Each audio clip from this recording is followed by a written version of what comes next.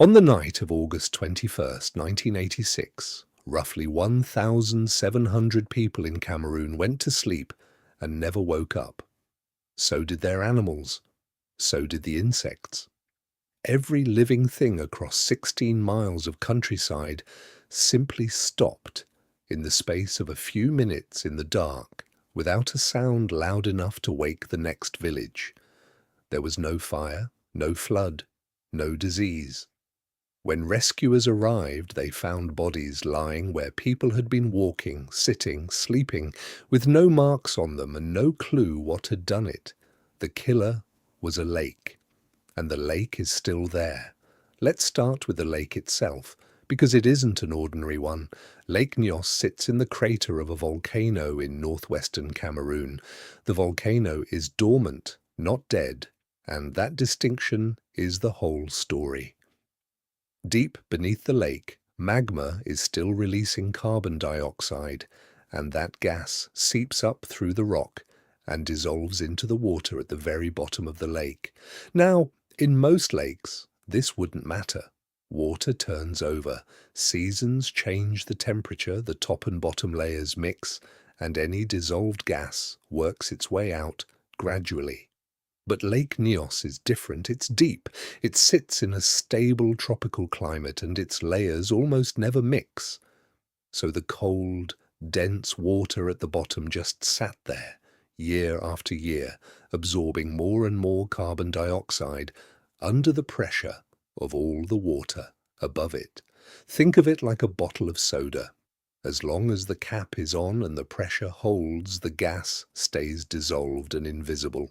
The lake had been quietly charging itself for centuries, holding an enormous volume of dissolved gas in a delicate balance, waiting for something to shake the bottle. On that August night, something did.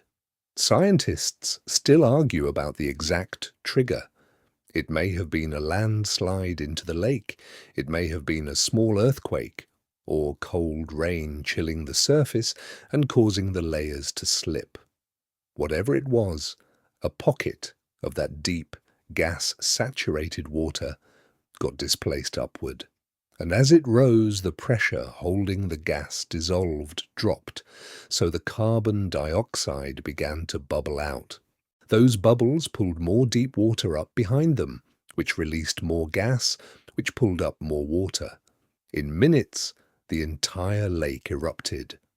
Around 1.6 million tons of carbon dioxide burst out of the water in a single, violent release. Witnesses near the lake described a rumbling sound and a fountain of water shooting into the air. Then a white cloud formed over the lake, and here is the part that made it so lethal. Carbon dioxide is heavier than air. The cloud didn't rise and disperse, it sank. It rolled down the sides of the crater and poured into the valleys below like an invisible flood, hugging the ground, moving at up to 60 miles an hour, filling every low-lying village in its path. Carbon dioxide kills by displacement. It doesn't poison you. It simply pushes all the breathable air out of the way, so when you inhale, there's no oxygen in the breath. At high concentrations, you lose consciousness in seconds and die shortly after. Most of the victims never woke up. They were asleep when the cloud arrived and it filled their homes silently, and they were gone before anything registered as wrong. Whole families died in their beds. In one village out of a population of about 800, only a handful survived, and most of those had happened to be on high ground. The cloud killed people, cattle, birds, and insects, but left the plants and buildings completely untouched. Rescuers walking in the next day found a landscape that looked perfectly normal and full of the dead. Now, here's the detail that turns this from a tragedy into something harder to sit with. It had happened before, and the warning was ignored. 2 years earlier, in 1984, a smaller lake about 60 miles away called Lake Manoon had done the same thing and killed 37 people.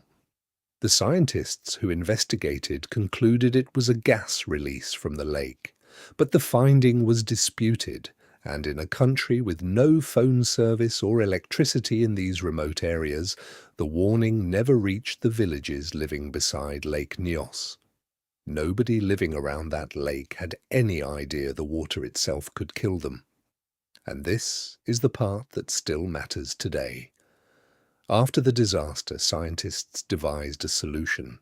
They installed pipes running deep into Lake Nyos that continuously vent the gas from the bottom in a slow, controlled fountain, releasing the pressure before it can build to catastrophic levels.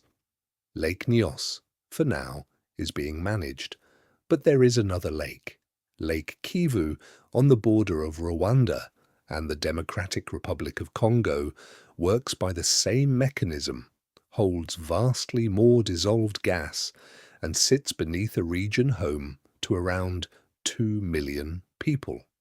It is hundreds of times larger than Lake Nyos. A limnic eruption there would not kill 1,700 people. The thought of what it could do is why it is now one of the most closely monitored lakes on Earth. For most of human history, we've feared the obvious things: fire, water, the dark. Almost nobody has ever feared a calm blue lake on a quiet night. And in Cameroon, for 1,700 people, that was the last thing they never saw coming.